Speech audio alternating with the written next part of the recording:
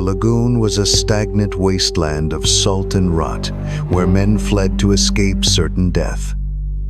Cold mist swallowed the screams of refugees, running from the fires of a dying Roman world. They waded into the black silt of the marshes because the mainland offered only steel and blood. Life began in the mud among the mosquitoes and the bitter stench of decaying seagrass. No walls protected these survivors, only the treacherous tides and the shifting depths of the shallow sea. The feudal lords of Europe ignored the swamp because it held no soil for wheat or corn. While knights claimed vast lands and high hills, the lagoon dwellers built on sinking piles of wood. There were no kings in this gray expanse, only the desperate seeking shelter from the rising sun. The people lived in shadows between the Frankish giants and the fading light of the Eastern throne. Civilization had collapsed into a brutal cycle of plunder, yet the lagoon remained a silent, empty void. These outcasts owned nothing but the salt they scraped from the drying edges of the bitter tide. They traded white crystals for basic grain because the water around them was unfit for any crop. Law did not reach the mud flats, creating a vacuum where traditional morality simply ceased to exist.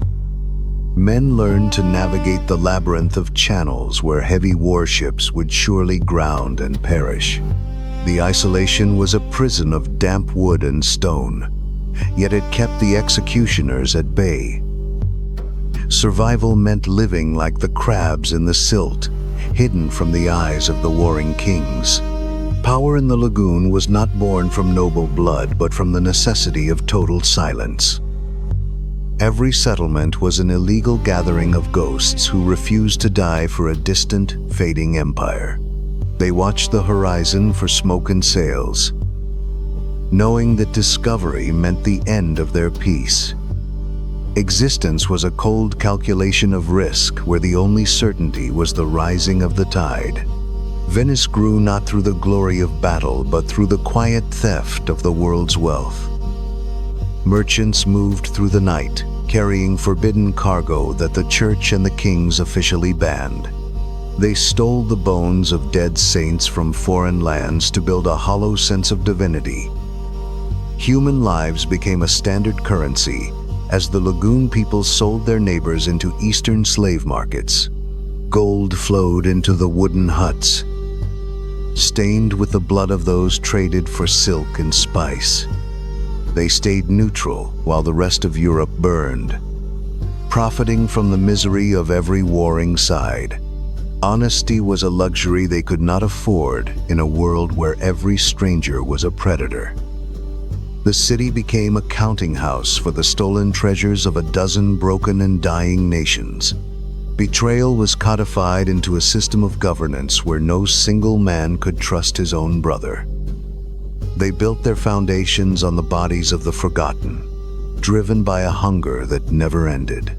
Mercy was absent from the ledgers of the men who ruled the salt and the deep water. The lagoon became a harbor for the ruthless, a place where coin replaced the cross and crown. Every transaction was a hidden blow against the stability of the feudal world they had once fled. They thrived in the gaps of history, growing fat on the scraps of empires that they undermined. The air in the city was thick with the scent of spices and the rot of secret deals. Venice survived because it discarded the heavy chains of land and the false honor of the knight. It had no farms because it turned the entire sea into a private road for its own gain.